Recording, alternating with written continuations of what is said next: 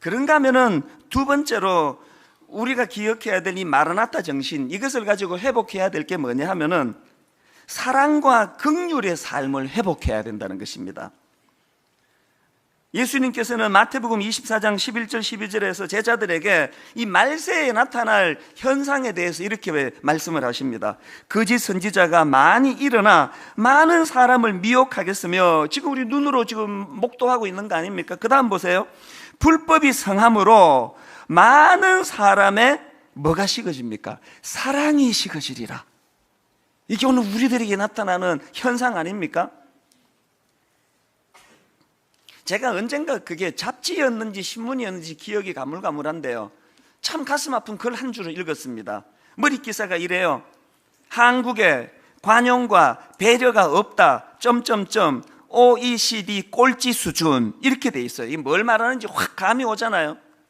어느 교수님이 논문을 발표했는데 거기 보니까요, 지금 우리나라 경제 발전은 엄청나게 성장한대요. 그래서 경제 성장 동력 지표가 22에서 지금 13위로 올랐대요. 그런데 여기에 반해가지고 이 관용사회 부분, 약자에 대한 배려, 외국인에 대한 배려, 장애인에 대한 배려, 이런 약자를 향한 이 관용 부분에 대해서는요 25위였다가 31위로 OECD 꼴찌랍니다. 꼴찌. 사나운 세상, 약자에 대하여 관용하지 않는 세상.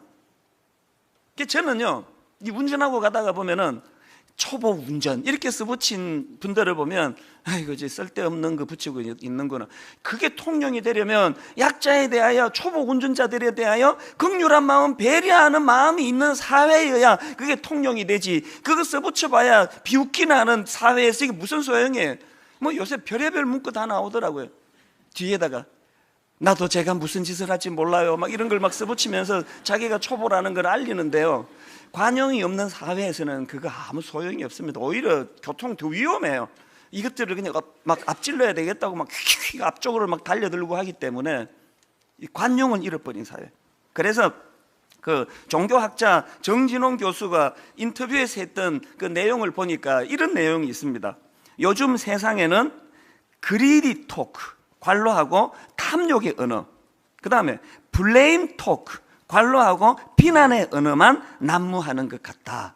이런 내용의 이야기를 해요. 그러면서 그분이 설명하시기를, 이 탐욕의 언어가 뭐냐 하니까 연봉 얼마 받나, 또 이건 얼마짜리냐, 뭐 이런 개걸스러운 탐욕의 언어를 말합니다. 그분이 이렇게 설명을 해요. 그 다음에 이 비난의 언어라는 게 뭐냐, 전부 남 탓하는 거라는 거예요.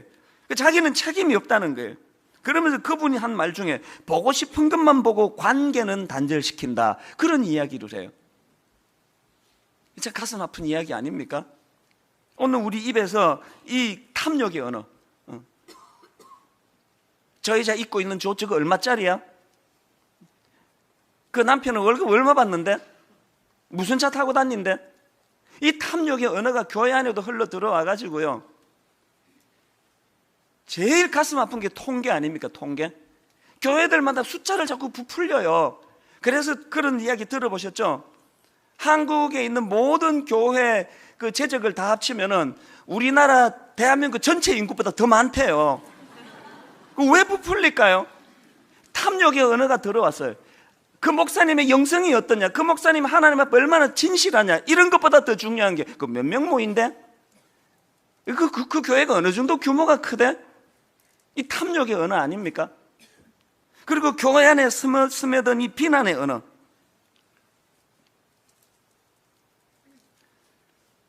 여러분, 요한복음 13장 34절 35절 말씀을 이 혼미한 시대를 살아가는 저와 여러분이 늘 기억해야 됩니다. 새 생명을 너희에게 주노니 서로 사랑하라. 내가 너희를 사랑한 것 같이 너희도 서로 사랑하라. 너희가 서로 사랑하면 이로써 모든 사람이 너희가 내 제자인 줄 알리라. 우리 교회는 제자 훈련하는 교회예요. 제자 훈련의 가장 마지막 골이 있다면 서로 사랑하는 거예요. 데살로니가 교회는 이 바울이 그 개척해서 세운 교회들 중에 하나인데요, 이 데살로니가 교회의 특징이 뭐냐 하니까 주로 이제 전도 받아서 회심한 이방인들이 다수로 구성된 교회예요. 그러다가 보니까 막 깊은 뿌리는 좀 없을 거 아닙니까? 이제 바울이 다른 지역으로 떠나기 위하여 이제 그 교회를 떠나야 되는 상황이에요. 이 교회를 떠나고 난 이후에 로마와 유대인의 박해가 그 데살로니가 교회에 극심하게 나타났습니다. 그랬더니 이제 뿌리가 깊지를 못하다 보니까 성도들 사이에 여기저기 이제 동요가 일어나는 거예요. 뭐 이런 식이에요. 그 현실의 고통이 너무 힘드니까, 박해가 너무 심하니까 이제 이 잘못된 신학이에요. 예수님은 분명히 도적같이 오신다 그랬는데 막 다시 오실 주님이 언제 오신다, 이런 현상은 우리나라에도 막 나타나잖아요. 이런 잘못된 신학을 퍼뜨리는 사람도 막 나타나고요. 또 이제 막 재림이 임박했다고 이 잘못된 종말 신앙을 가지고 이제 뭐 곧 세상이 망할 건데 이건 뭐 다 흥청망청 누리고 살자, 막 이렇게 이제 잘못 사는 사람이 나타나고, 심지어는요 변절자가 나타나가지고 막 교회 안에 크리스찬들을 박해하는 이런 사람도 나타나는 거예요.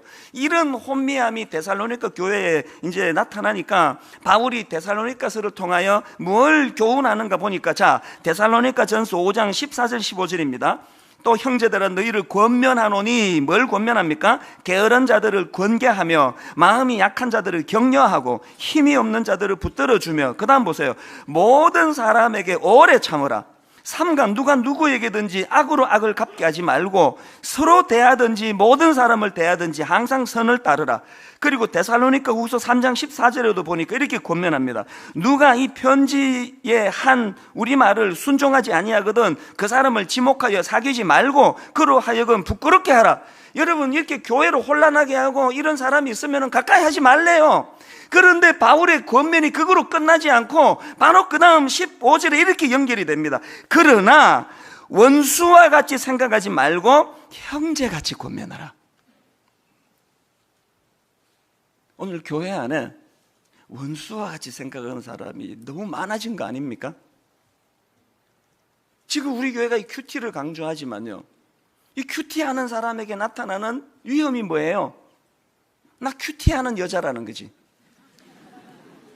저 여자는 왜 저러고 사느냐는 거 아닙니까? 순장이 돼가지고 큐티도 안 해? 이 비난의 언어. 새벽기도 나오는 권사님에게 가장 마음을 힘들게 하는 게 뭐예요? 나 새벽기도 나오는 권사인데 박 권사는 왜 안 보이느냐는 거 아닙니까? 새벽기도도 안 나면서 그게 권사야?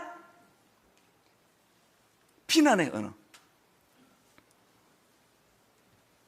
그래서 여러분, 갈라디아서 5장 6절에 보니까 그리스도 예수 안에서는 할례나 무할례나 효력이 없으되, 그 다음에 사랑으로서 역사하는 믿음뿐이니라.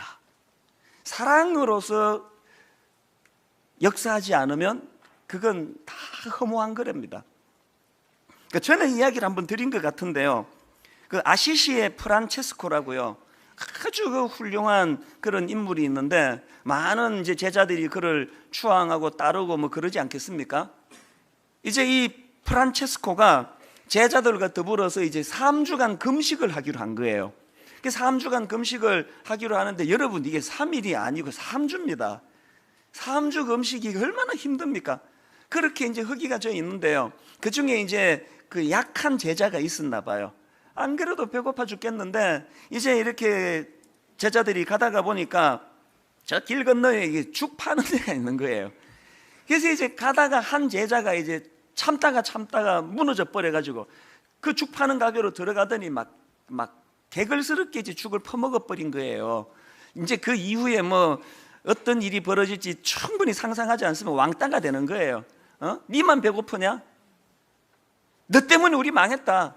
막 그런 이제 비난이 쏟아지고 그러니까요, 갑자기 그 스승 프란체스코가 막 뛰어가더니 그 죽 파는 곳으로 달려가가지고 죽 한 그릇을 개걸스럽게 시켜서 먹더라는 거예요.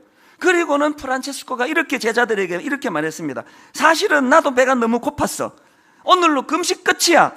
니들도 가서 먹어. 프란체스코가 한 이야기예요. 뭘 교훈하기를 원했을까요? 금식보다 중요한 건 관용하는 마음이라는 거예요. 금식보다 중요한 건 남 비난하지 않는 선한 태도라는 거예요. 제가 가슴이 아픈 게 뭔지 아세요? 제가 20몇 년 목회를 하면서요, 이거 정말 목회를 때려쳐야 되겠다, 너무나 제 의욕이 꺾여지고 마음이 상하고 절망해서 무너지는 것은요, 스님이 한 번도 저에게 그런 걸 한 적이 없어요. 신부님이 저를 근거 없는 새빨간 거짓말을 해가지고 저를 수렁에 빠뜨려 목회를 그만두고 싶은 충동을 느끼게 만든 적이 한 번도 없어요. 100%다 거룩한 표정으로 예배드리고 있는 이 안에서 너무나 하나님 사랑한다고 눈물로 노래하고 고백하는 그 사람에게서 상상할 수 없는 음해를 하고 거짓으로 사람을 죽이려고 달려들고, 무슨 거짓된 루머가 이렇게 교회 안에 난무할 수 있느냐는 거예요. 뭘 의미합니까? 지금 단장한 신부들, 이 말세를 기다리며 다시 오실 주님을 기다리며 그렇게 순결한 삶을 산다고 하는 그런 사람들 사이트에서 제가 마음이 무너지고 또 무너지는 게 뭐예요? 거기에 비난의 언어가 너무 많아요. 우리는 순결한 신부인데 니들은 뭐냐? 이 무슨 요한계시록 가지고 교리를 가지고 그렇게 싸우고 있느냐고요. 전천년이, 후천년이, 무천년이 그까짓 그렇게 중요한 게 아니에요. 내가 진짜 이 땅에 오실 주님을 기다린다면 내 안에 사랑이, 나랑 생각이 좀 달라도, 나랑 신학이 좀 달라도, 그가 예수 그리스도를 기다리는 마음이 그 안에 있다면 그를 관용하고 포용하는 이 마음의 회복, 이게 우리에게 필요하다는 것입니다. 제가 어느 교회에 집회를 인도하러 갔다가 참 잊혀지지 않는 차 마시면서 두런두런 이야기인데 어느 권사님이 그 얘기를 해주셨어요. 그 교회예요. 이제 오래 전이겠죠. 이제 완전 초신자가 뭐 전도를 받았는지 자발적으로 나온지 모르겠어요. 이제 완전 초신자가 교회를 다니기 시작한 겁니다. 그 교회에 이제 등록을 하고 다니는데 그분이 그 당시에요, 뇌경색이 2번이나 와가지고 약간의 치매 증세가 있으셨대요. 그 남자분이. 근데 이제 이 교회가 규모가 크지 않으면 참 가족같이 좋은 점이 참 많습니다. 크지 않은 교회니까요, 이제 담임 목사님이 수요 예배를 인도하다가 이제 순서에도 없는데 영감을 받으셨는지 이런 말씀을 하셨대요. 혹시 여러분 중에 특송을 하실 분 있습니까? 누구라도 자유롭게 나와서 특송을 하세요. 그랬더니 약간의 치매기가 있으신 이 어른이 나오신 거예요. 이 긴장할 거 아닙니까? 그분이 나오셔가지고 정말 난감한 노래를 부르셨어요. 이 노래를 불렀답니다. 일송정 푸른 솔은 늙어 갔어도, 이 노래를 이제 진지하게 부르고 있으니까 사람들이 얼마나 당황이 되겠습니까? 그렇게 노래가 다 끝나고 들어가시니까요, 예상과 달리 이 목사님이 그분을 막 칭찬을 해드렸대요. 야, 너무 잘하셨습니다. 은혜 많이 받았습니다. 그 정신 나간 목사님 아닙니까? 당에 소집이 됐을지도 몰라요. 근데 여러분, 그 목사님의 관용으로 말미암아 그 두 아들이 목사가 됐답니다.